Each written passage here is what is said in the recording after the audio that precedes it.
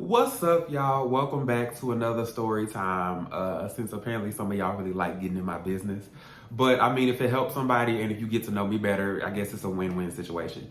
First of all, apologize for the background noise. It's probably either the heater or my loud ass neighbors watching a movie. And it's because it's a snow day and I'm just praying that the power holds up because last year we was all left traumatized being without heat, power, and water for a week and a half.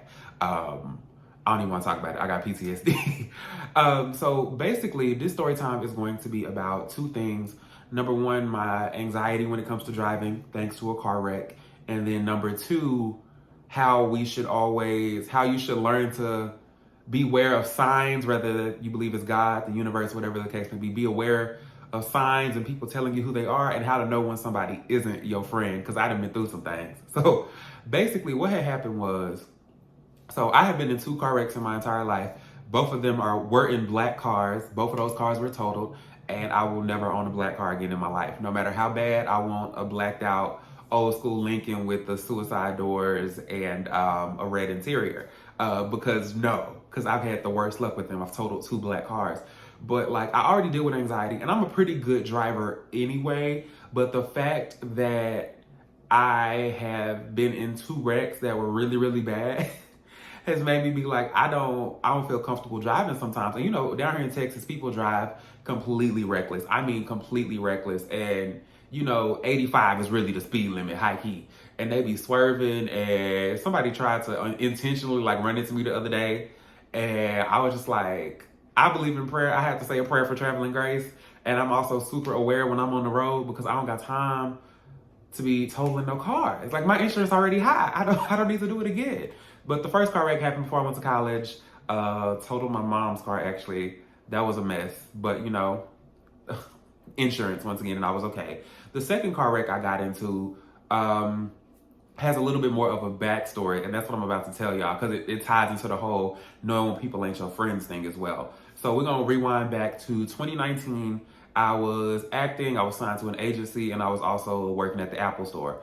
And things that started happening at the store, I ended up quitting or whatever. But in the time I was working there, I met two people that I really, really related to and vibed with. I'm not gonna say their names, but it was a man and a woman. I was about 22 at the time, so she had to be like 27, and the dude was like 25. He was a rapper and an actor. She was an actress, social media comedian type person, and we just really, really vibed hard when they started working at the store. And we vibed so much that we had a group chat and we would go out for drinks at least like twice a week after our shifts. Like we was tight. We was really, really cool. And they were also like super supportive of me. I was super supportive of them, or at least so I thought. And basically, at that time in my life, I was thinking about moving to Los Angeles. I was really planning on it. To be honest with you, I wasn't ready to move to LA. And I think God knew that, and that's why things went down the way they did. But I was headstrong at the time. And you have to learn lessons the hard way. So me and old boy was like, let's go hang out in LA. And then he kind of brought up the topic of being roommates. I ain't too keen on having no roommate because, truth be told, I'm the only child. I've always had my own section of the house where I don't have to be bothered. And the only time I've ever had a roommate is when I was in college. And me and my college roomie are really, really good friends now. But at the time, we used to get into it sometimes. I'm not used to living with nobody. I don't like it. So basically, he brought up the idea of us being roommates in LA. We were planning to move at the beginning of 2020, all that kind of stuff. So me and him are like, let's go to LA. Let's plan a trip. You know, you ain't got to tell me twice. I'm always, just give me the flight info. I'm there. You know, I love to travel. And so then old girl decides to come with us as well. And so we planned a trip. We're like, okay, we're going to go to LA. It was like, I think the week before Thanksgiving or the week after. I can't really remember. And we was like, let's go to LA, let's go network, look at apartments, and just vibe and have a good time. Totally fine, totally normal. So this is when signs started to show. So I've never had any issues with these two. We've gotten really close really fast. And I noticed some things start happening. So first and foremost, we couldn't hardly decide on an Airbnb, and then the one we booked ended up canceling on us. Me personally, I prefer to stay in a hotel. I've had terrible experience with Airbnbs, and I need to know that if something goes wrong or if some of my stuff come up missing, somebody can be held responsible and reached easily. So I just prefer a hotel. But I was like, okay, I'm gonna compromise. I'm going on group trips with friends, right? So I'm like, okay, first Airbnb cancels on us.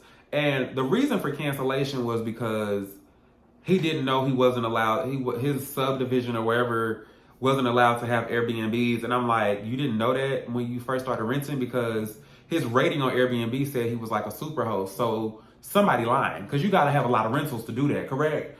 So I'm like, okay, somebody lying. That's really, really weird. Then it took them forever to give us our first half of the money back, right? So, okay, after that, we find another Airbnb. We booked a new Airbnb. Cool. It's whatever. But then the topic of flights come up. I'm going to tell you right now, I am loyal to a fault with Southwest Airlines. If you know, you know, because first of all, 2 free bags. Second of all, if you live in the DFW area, we got 2 airports. DFW Airport, which is the big, crazy one that takes forever to get into, cost a lot to park. And then we got Love Field in downtown, on the edge of downtown Dallas.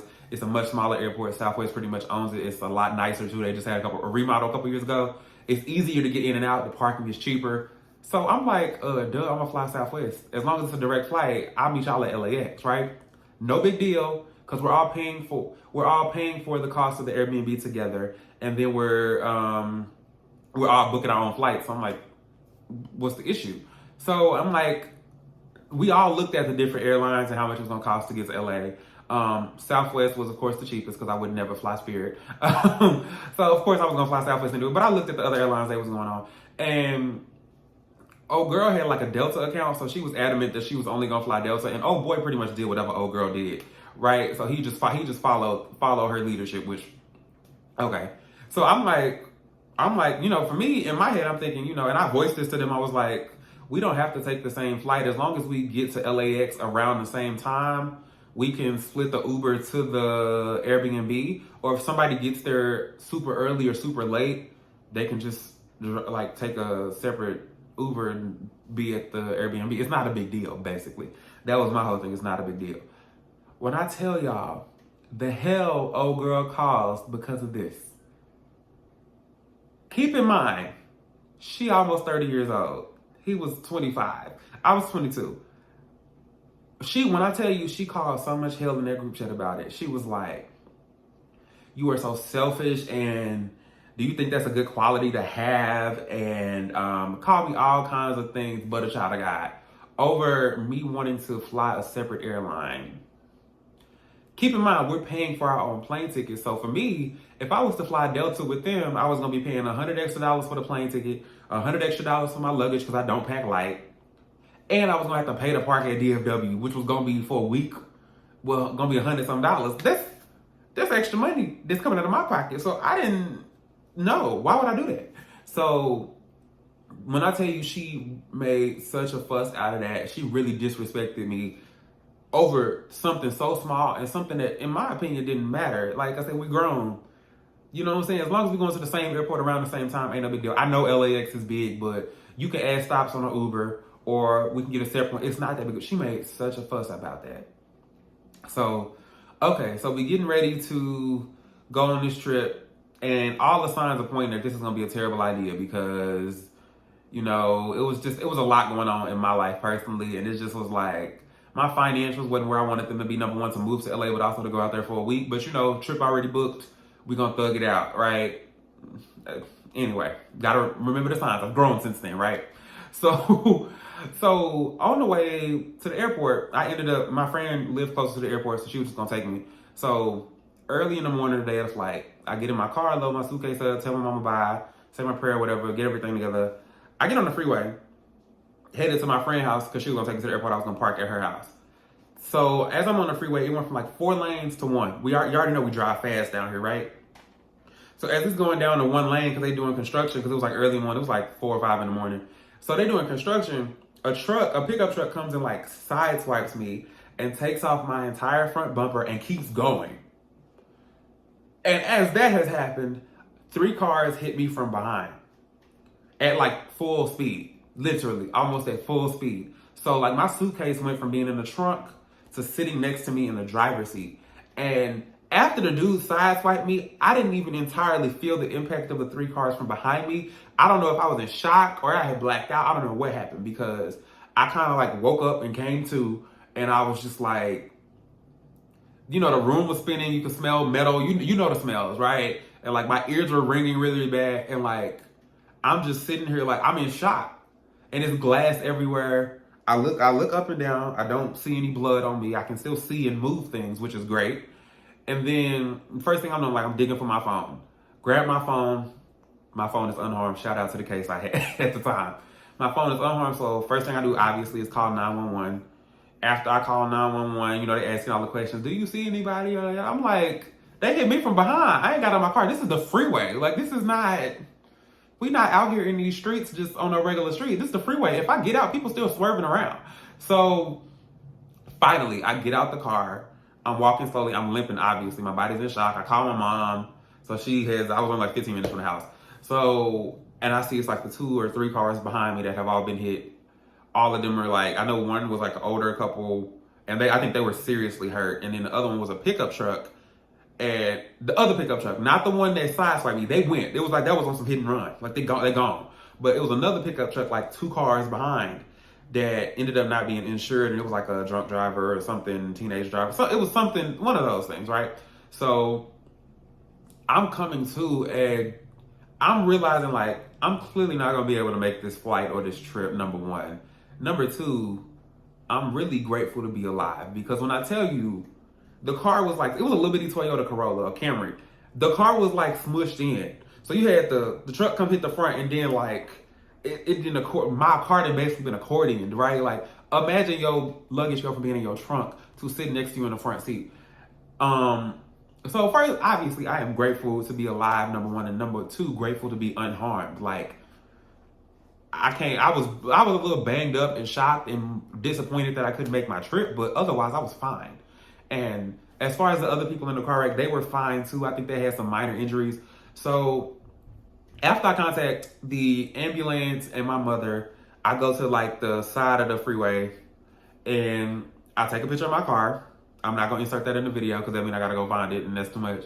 And I texted in our group chat with my friends that I was going to California with, and I was like, hey, I just got into a wreck. I'm obviously not gonna make the trip.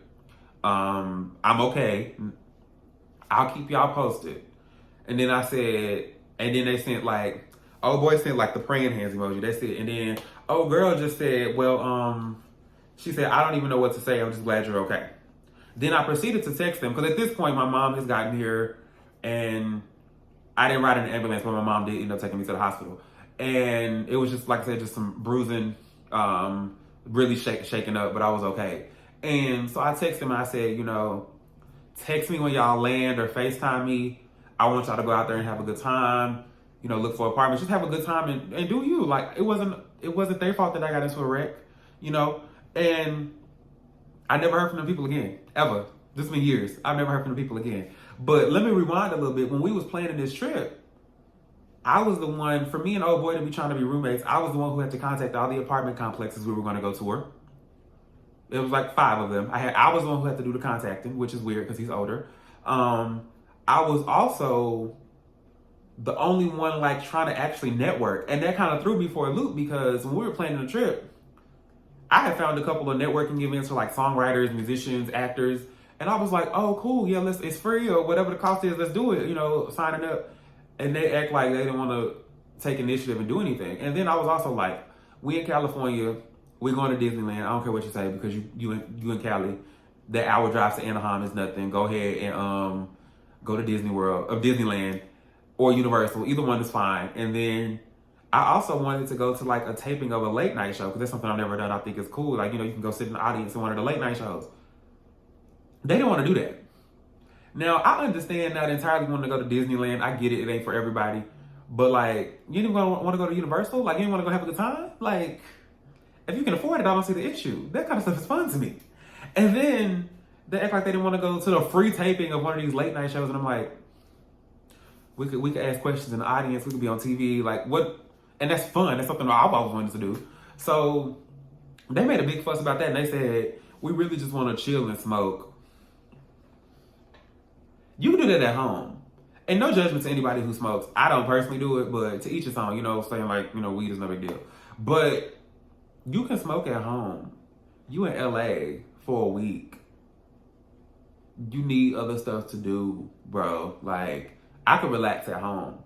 And the intention of this trip was to network and look at apartments, not relax. So confusion. Anyway, back to where we was at.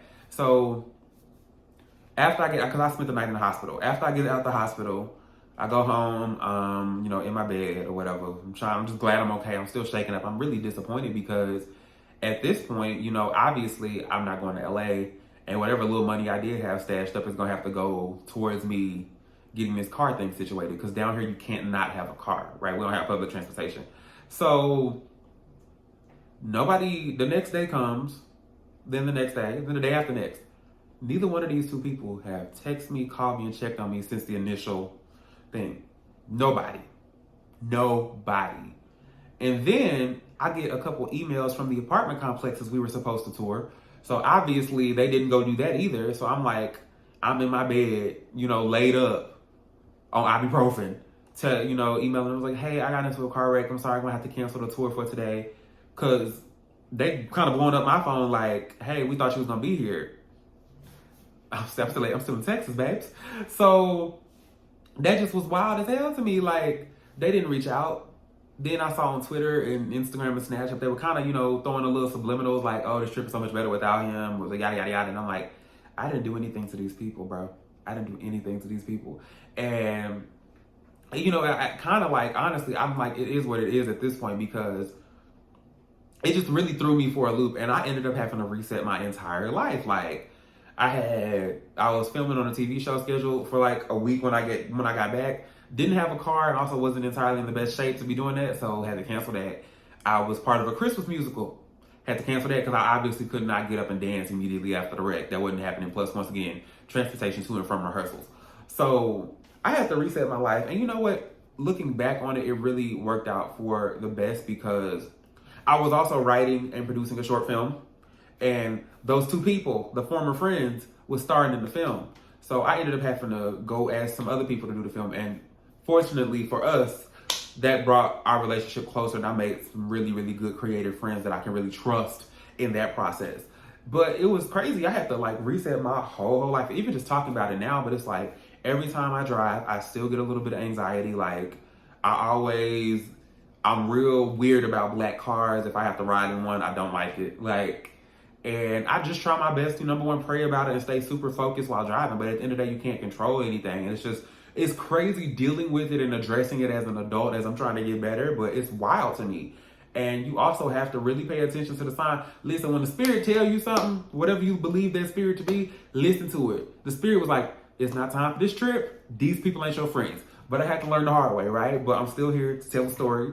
And that's what's most important. But, I ended up having to get another job. I got another car, obviously stayed in Texas, left my agent, and then the pandemic happened. So it was a lot. It was a lot going on at that time. But I hope y'all enjoyed this story time. Until next time, I guess, because I got to tell y'all about that short film and some other creative stuff, some more lessons I done learned. Because I don't know, the pandemic has just really got my mind, journaling. I'm writing a book. Let me get a check. I'm gonna write a book and tell y'all all my business.